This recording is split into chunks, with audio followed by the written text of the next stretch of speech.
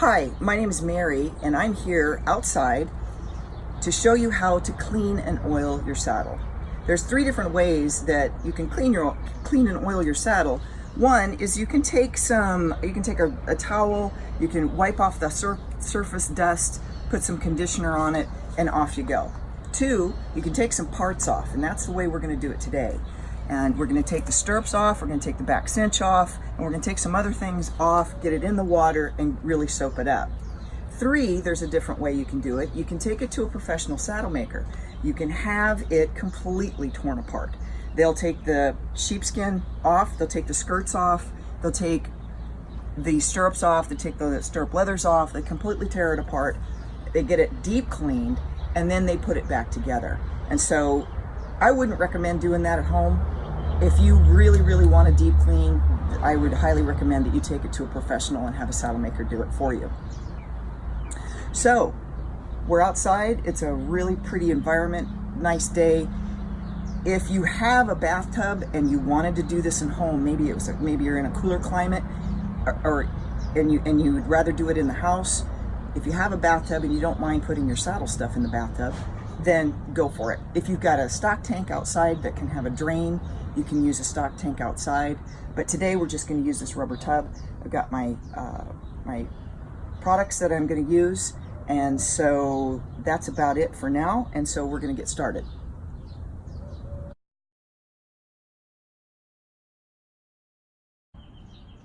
Okay, so I'm going to show you what I'm going to take off of this saddle that's going to be safe and easy enough to put back together.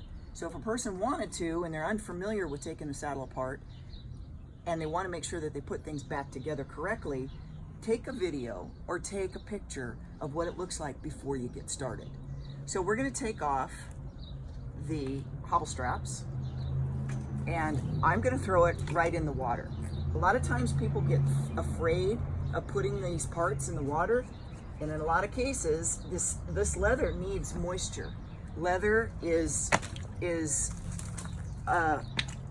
it's got pores, and it needs to have them clean, and they need to be able to breathe. So we're going to take off the stirrup, and I'm throwing it right in the water. I'm going to leave the Blevins buckle on, because sometimes that might be a little tricky to put back on, and it's easy enough to slide up and down. This way you've got your fender exposed, you've got your stirrup leather and your fender underneath exposed, you've got this exposed, and this can get really nice and clean. This one isn't bad, but it's time. It's getting a little bit dry. You can see it here, it's dirty, and so I'm going to give it a really good clean. Okay, we're on the other side. We're going to do the exact same thing on the right side. We're going to take off the hobble straps, and again, throwing them in the water. This is the back cinch. This particular saddle does not have a cinch on it, which is okay, but your saddle will probably have a cinch on it. So you're going to take off the back cinch, and your cinch would normally be right here. These latigos, I am not cleaning these latigos today, because both sides, the right and the left, these latigos are brand new, and so they don't need to be cleaned. They're fine. So we're going to take off this offside billet, otherwise known as a tug. We're going to take that off, put it in the water. Back cinch is going to go in the water too. This back cinch is pretty dirty. I mean, usually what it'll have on the inside of the back cinch is a different kind of a leather. It's not saddle skirting, which is on the outside. This is normally lined with latigo. Latigo is a lot like basically the same kind of a leather that this is. It's tanned differently, and it has to be handled differently. But don't be afraid to get it wet. It likes to be wet. You don't want it to get moldy. You want to make sure that it dries nicely.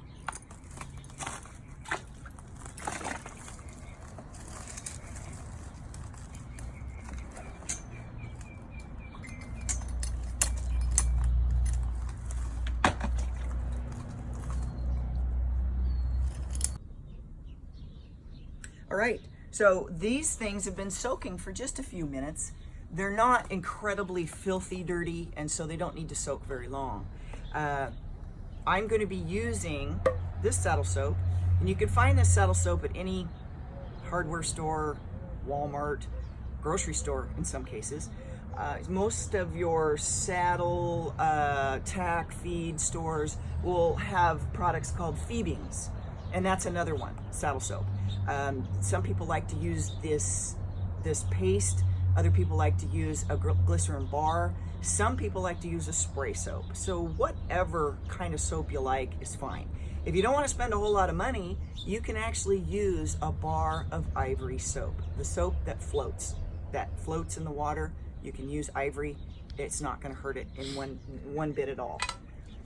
This is a soft utility brush, and so in order to get a lot of the dirt that's going to be on, say, your tread down in here, along here, some of these saddles can just get filthy. So this one's got some decorative stitching on the side, and a lot of times the dirt and the sand and the gook can get stuck in here. So these little utility brushes are great. You just get it soaked up. As I said before, do not be afraid to get it wet. And just get it nice and clean. You got your roller cover. And if you want, if you don't want to use a bucket like I am, you can use a hose and then just set it aside and let it start to dry. When you want this stuff to dry, you want to make sure that if you're outside, you want to make sure that you keep it in shade. You don't want to have this in direct sunlight because it's going to play havoc on your leather. It's gonna make it curl and it'll get really crispy, and you don't want that. You want it to dry nice in the shade.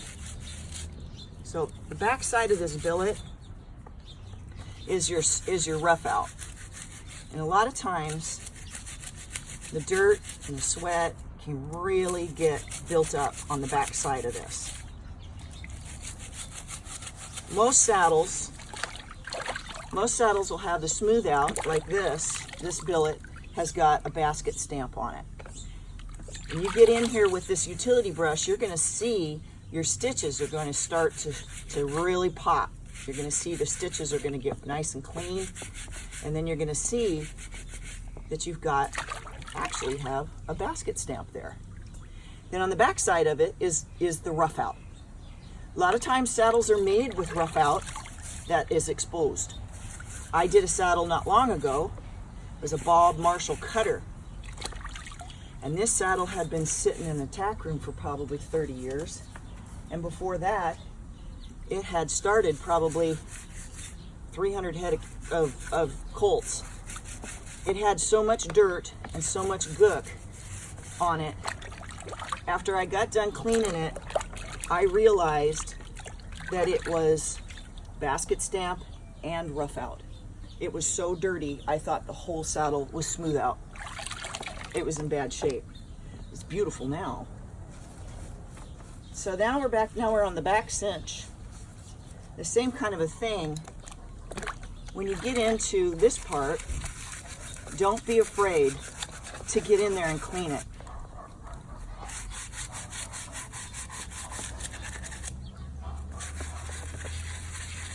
Go in a circular motion. You're gonna watch your dirt. You're gonna watch your water get cloudy like it is right now. And what we can do after we're done, we can rinse everything off with clean water with the hose.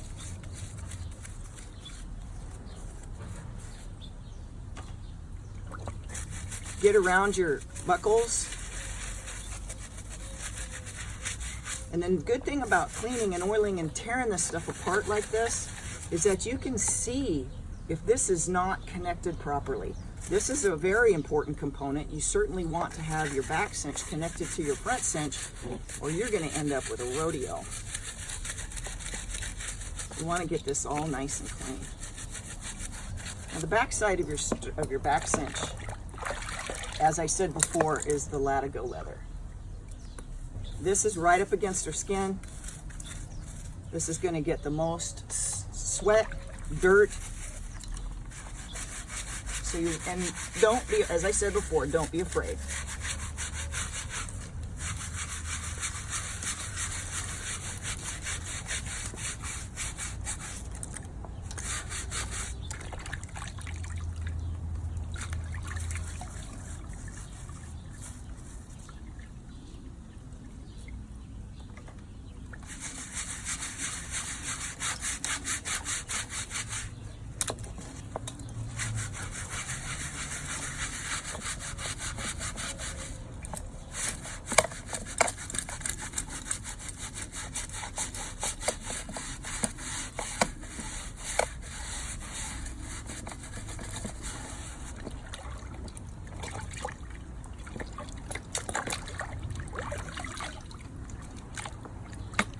That's really starting to look good. Okay, now with your hobble straps, it's pretty easy. And we're going to be probably doing the saddle strings on that saddle this way. I can't take the conchos off of that saddle. So this is kind of what we're going to be doing with the saddle strings.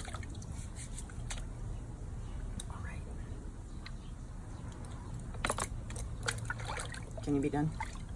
Done. So there is the dirty water from the parts that I put in there. So what I'm going to do now is I'm going to take the garden hose and I'm just going to rinse all of that off, because there's probably going to be some residual of the soap and the dirt and everything else on there. So we're just going to rinse this off. And as I said, if you did it in a bathtub or you did it in your, your stock tank or whatever, just do the same thing. Just pull it out, get all the parts out, rinse it out. That way you get all the dirt and grime off of there. And then what we're going to do is we're going to stick it up on the table and just let it dry. There's lots of different ways that you can do that. You can hang them, you can put it on the fence, you can put it on a table, wherever you want. Ideally, it'd be nice if they could all be hanging. And so if you have that ability, that's a good idea. If not, you can just put it on a table. Okay, so here's the parts that were in the bucket. Now the other way, as I showed you earlier, I took the garden hose and I rinsed it. But if you don't have that ability, you can always use another bucket with some clean water and throw them in the clean water so that you get the same effect. Here's the stirrups. Got the back cinch. Here's the top of the back cinch. Really pretty. I mean, this is gonna be a really pretty saddle when it gets done. You can see that the stitches are nice and bright and clean. There's no gook, there's no dirt, nothing stuck in the stitches. And on the back side, your latigo side, nice and clean. There's no sweat marks, there's no nothing. You even got the dirt and the rust out from here. Again, check your stitches to make sure that all your stitches are in good order. Certainly don't want to have anything fail you when you're out on the trail or in the arena or whatever it is that you do. Your billets, the tugs, exactly the same. Really pretty. The back side of them are nice and clean. This one's had a lot of wear, and so I might go back over this and do this one again and just take my scrub brush and really get that gook off of there because it was pretty sticky. This one's pretty good. And then we've got our hobbles, and our hobbles are in good shape. Okay, so since I'm outside, I'm going to be using the garden hose, and I'm just going to get this wet. As I said before, don't be afraid to get it wet. We're just going to do one side for right now. Do one side at a time. Your sheepskin might get a little moisture on it, but it's okay. Even if it's a synthetic fleece lining, it's going to be fine because everything has to dry for a while to make sure that everything is completely dry before we put any oil on it anyway. We can take our brush, or if you wanted to use a sponge, you could use a sponge. I've got this little fingernail brush in places that are really, really tight, and a toothbrush that can get in this area where you've got your conchos. These conchos are leather conchos. They do not come off. The strings are attached through, in some cases, all the way through the tree with these little leather buttons. And so we're not taking any of this stuff off. Now, if you had a professional saddle maker, they would be able to take all of this off if you insisted. But if you take a little toothbrush like this, you can really get all of that gook and grime out of those little buttons.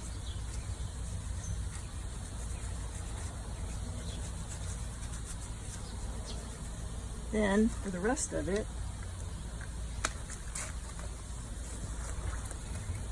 you can take your soft utility brush like we did with the other parts and just go around the swells and down in here. This has got some basket weave, so we want to be careful not to scrub it too hard, because you certainly don't want to mess up the basket weave that's on here. Sometimes underneath here it gets really, really, really dirty. It's up underneath. You can see this is a nice rawhide covered tree. Don't worry about it getting wet. It will dry.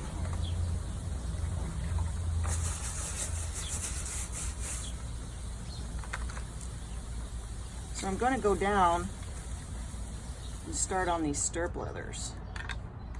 As I said before, I kept the Blevins buckle on because sometimes it's a little difficult to remember how to put it back on. But if you just take it off and just set it down, then just slide it back on the same way you took it off. You don't want to lose that, then you'd have to buy a whole new set, and you certainly don't want to do that if you don't need to. So if you can pull your saddle strip leathers out, don't take them all the way out. If you take them all the way out, it's going to be a real booger to put it back in.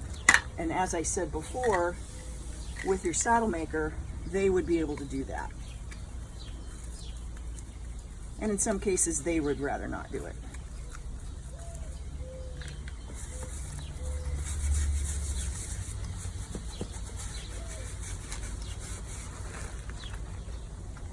Make sure you get all nice and clean.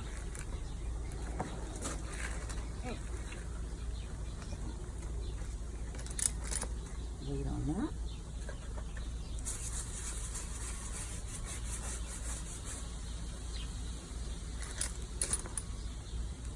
So these are pretty dirty. The fenders are pretty dirty. And as I said before, they were pretty dry. So I'll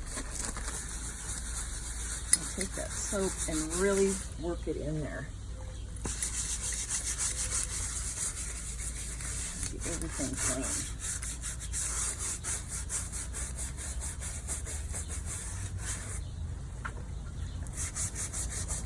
See where it's starting to get really dirty. The water's getting dirty.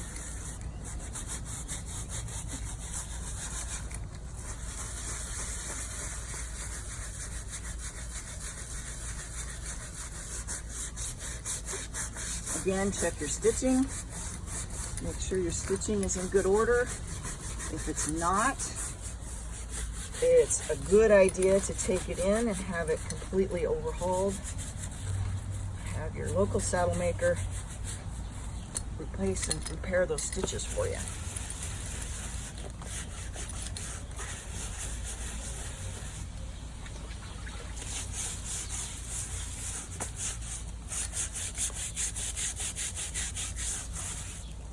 Do it on the back side. A lot of times down in here, you're going to get a lot of dirt. What rots your stitches is the fact that there's a lot of dirt, there's a lot of sweat, fly spray, I mean, everything that that animal's got on it is going on your saddle.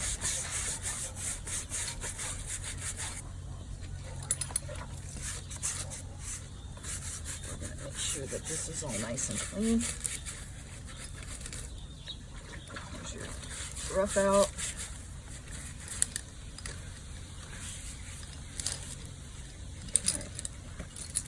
Looks good. So what I'm going to do now, I'm going to rinse this and get that stirrup leather pulled back in.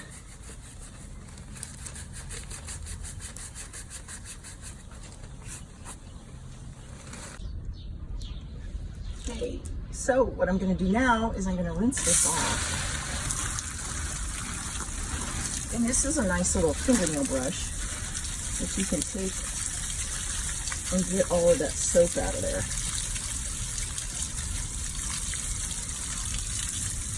And we're going to get the soap off of the fenders and the strip leathers.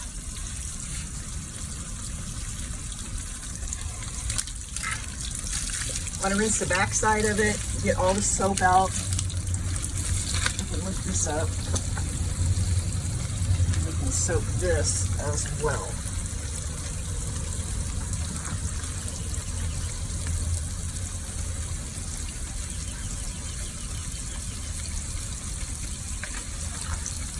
Get this soaked up.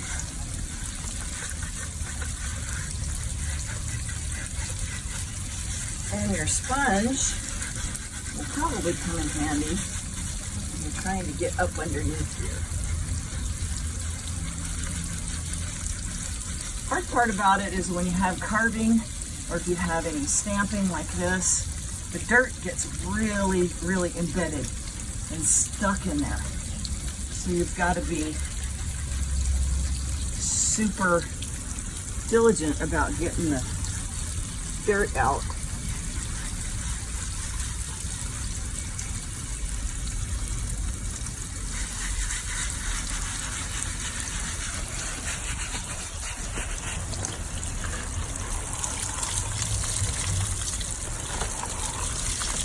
And then we'll go to the back side, get this rinsed off. Get the seat, and we're going to go to the back side.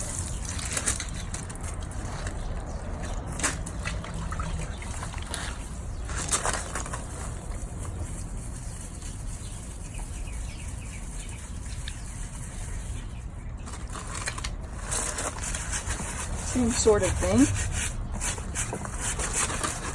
Get your buttons nice and clean. Back side of the cantle. And in some cases, you can use this little toothbrush and you can get in behind here.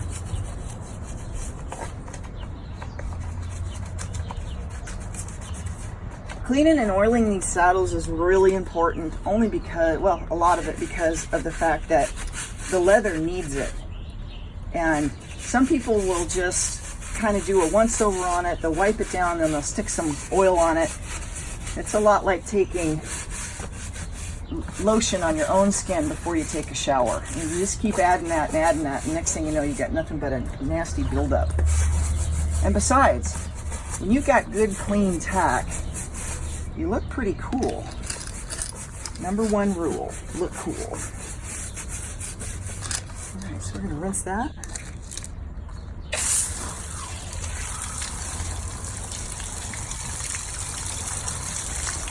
And we're gonna go on to the seat. Some cases these saddles will have a padded seat.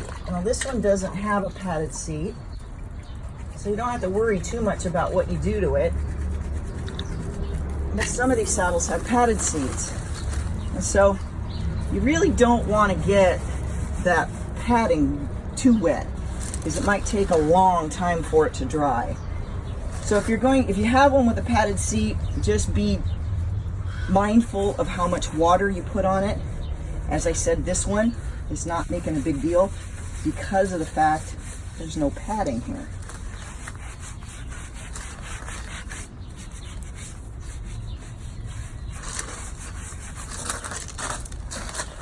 Okay, so that is the conclusion. I'm gonna do the strings too. That's the conclusion of this side of the saddle. So what you want to do is just do the other side the exact same way. Get your strings clean. Strings take a beating. Another thing about cleaning these strings is that you can tell their quality and see if they're in distress, if they're starting to get frayed or broken or anything like that, then you want to have them replaced. This particular one looks like it had, I don't know if it broke or what, but it's still in good shape. It's still good quality. And so I'm not going to mess with it. Sometimes other horses will come up beside your saddle and they will chew your strings. And then you come back to ride and you've got this big ball that's just all balled up. You don't want to use those. You want to get rid of them and get some new ones. All right, that's it. So what I've done is I've made a shaded area for this to dry because, as I said before, I don't want it to be in the direct sun. So we're in a super hot climate. So today is going to get up to about 115. And it's not going to take this very long to dry at all. And as you can see it's already starting to work its way down in the drying department. It's starting to get dry here, starting to get dry here. Everything's really going to dry nicely. So that's the importance of having it in the shade. And over here, I've got everything hanging. Before, when you saw it, I had it on the table, but it really dries better if it's hanging because everything goes all the way down to the bottom. That way you don't have any water marks or any water rings. And so these guys are almost dry. And once these guys are all dry, then we can put some oil on them.